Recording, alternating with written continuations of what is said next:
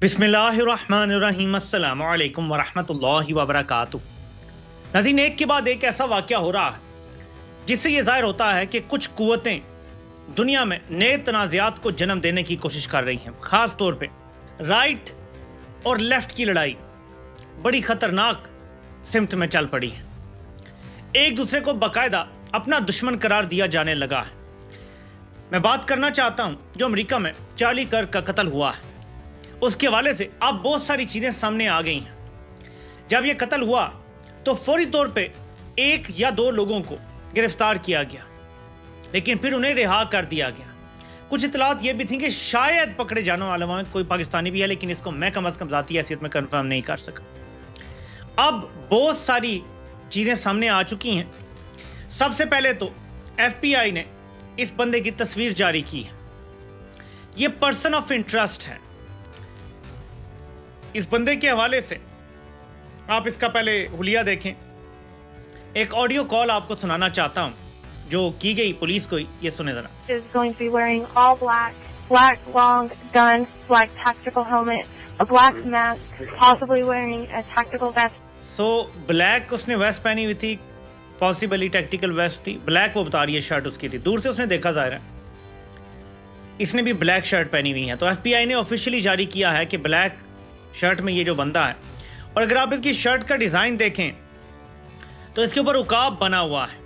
मैं इसकी शर्ट का डिज़ाइन अब आपको करीब से दिखाता हूं जो इसने शर्ट पहनी हुई है। ये शर्ट है, इसके ऊपर लिखा हुआ है लैंड ऑफ द फ्री। इसके हवाले से जो तफसील है वो कैंडिस ओवंस ने लिखी है। वो लिखती है कि the suspect appears to be wearing this shirt. वो जो शर्ट मैंने आपको दिखाई, from the tips I am getting it looks like it is sold from the disabled veterans national foundation, not sure if exclusively.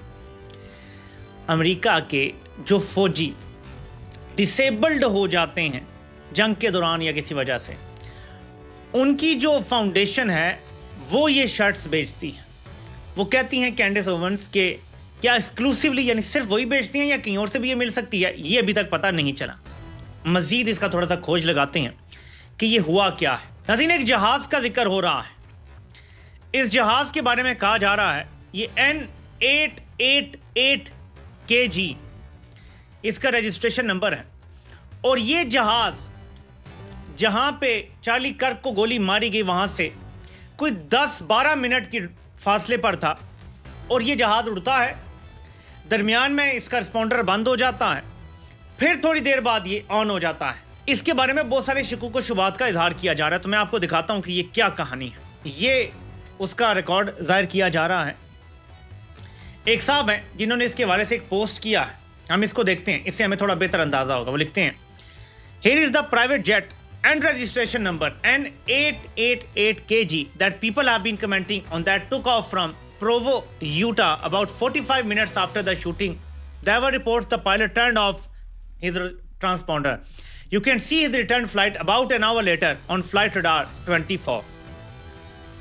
ये लिखता है कि I don't see that the transponder was turned off, but who knows? The person who did this was probably a pro and multiple people were involved. Charlie was wearing plate armor, but the bullet ricocheted and hit his neck. इसने ये जारी किया है, और ये आप देख सकते हैं। ये जहाज़ देखें, आपको चलता हुआ नज़र आ रहा है। ये देखें, और ये इसके बारे में बताता है कि ये देखें, इसका तो पूरा हमें नज़र आ रहा है। ये देखें ये कहाँ से कहाँ गया है, ये पूरी लाइन नज़र आ रही है। और ये देखें ये यूटा लेक प्रोवो जहाँ पे ये हुआ, ये जहाज़ वहाँ पहले आता है, और फिर यहाँ से ये जहाज़, ये आप इसको देख सकते हैं।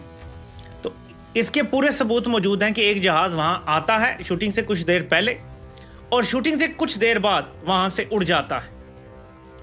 ये सब ओपन सोर्स इंटेलिजेंस से हुआ है। सोशल मीडिया पे लोगों ने इसको निकाला है, खंगाला है। फिर इसको थोड़ा सा मजीद डिग किया गया कि इस जहाज़ का ओनर कौन है। इस जहाज़ के ओनर का जब खोज लगाया गया तो पता चला कि ये शख्स एक ऐसी ऑर्गेनाइजेशन को चंदा देता है जिसका ताल्लुक आप कह सकते हैं कि किसी हद तक इसराइल से है। लेकिन इससे भी आगे कुछ और लोग निकाल के ले आए हैं चीज़ें। और ये क्योंकि सोशल मीडिया का दौर है, कत्लगाह से महज चंद मिनट के फासले पर अचानक पहले उतरता है कत्ल से पहले, और कत्ल के बाद उड़ता है वहां से, और उड़ने के कुछ देर बाद अपना ट्रांसपॉन्डर बंद कर देता है। उस जहाज़ को देखा जाता है कि ये 19 अप्रैल 2024 को ये जहाज़ Tel Aviv Ben Gurion airport पे भी गया। ये जहाज़ इसराइल का चक्कर लगा, और ये वही जहाज है जो इसराइल भी गया, ठीक है, बिल्कुल वही नंबर है NK888, और उसका अगर आप सीरियल नंबर देखें तो 20402 आपको दोनों में नजर आ जाएगा। तो लोग ये भी निकाल के ले आए हैं कि ये जहाज अमेरिका और इसराइल के दौरे करता रहा है। तो इस जहाज के बारे में बहुत ज्यादा सोशल मीडिया पे बात हो रही है कि शायद शूटर को ये लाया, शूटर ने जब शूटिंग कर ली तो ये वापस गया, ये जहाज उसको कहीं छोड़ के आया। अब जो ज्यादा मसला लोगों को पेश आ रहा है वो ये है कि ये इतनी वाज़ेह तस्वीर है।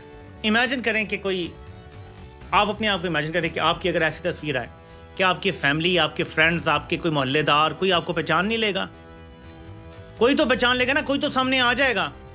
देखे ना, इसको ढूंढने पर इनाम रख दिया है FBI ने।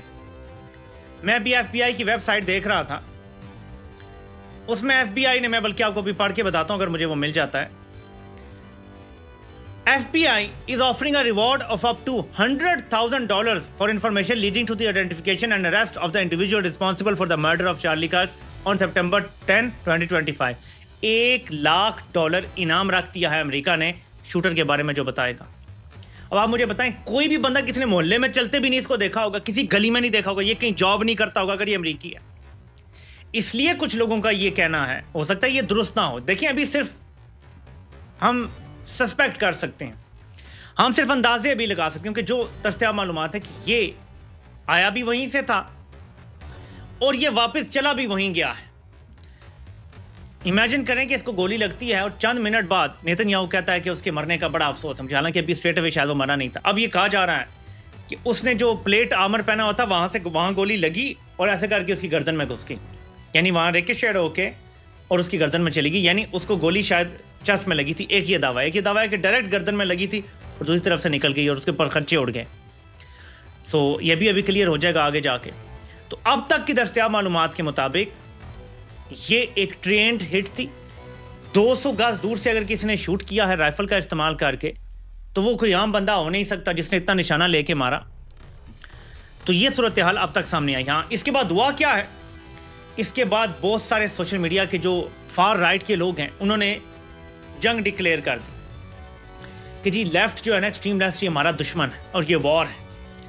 तो साफ पता चलता है कि कुछ ऐसे वाकयात किए जा रहे हैं, करवाए जा रहे हैं जिनसे मुमालिक के अंदर सिविल वॉर करवाने की कोशिश है। ये कौन करवाना चाह रहा है? ये हर मुल्क की एस्टेब्लिशमेंट को खुद सोचना चाहिए। कौन है जो हर मुल्क में सिविल वॉर करवाना चाहता है? कौन है जो हर मुल्क को कमजोर करना चाहता है? इसके वाज़े जवाब मिल जाएंगे अगर कोई सोचेगा तो। इस पर फिलहाल इतनी बात करते हैं। एक बहुत बड़ा SIFC का कारनामा है। नाज़रीन, SIFC लाई गई थी कि वो पाकिस्तान में सरमायाकारी लेकर आएगी, लेकिन हुआ इसके बिल्कुल मुखालिफ है। और मैं आपको भी खबर पढ़ के बताता हूं, ये जो मैंने यहां पोस्ट किया हुआ है ये पहले आप देखें।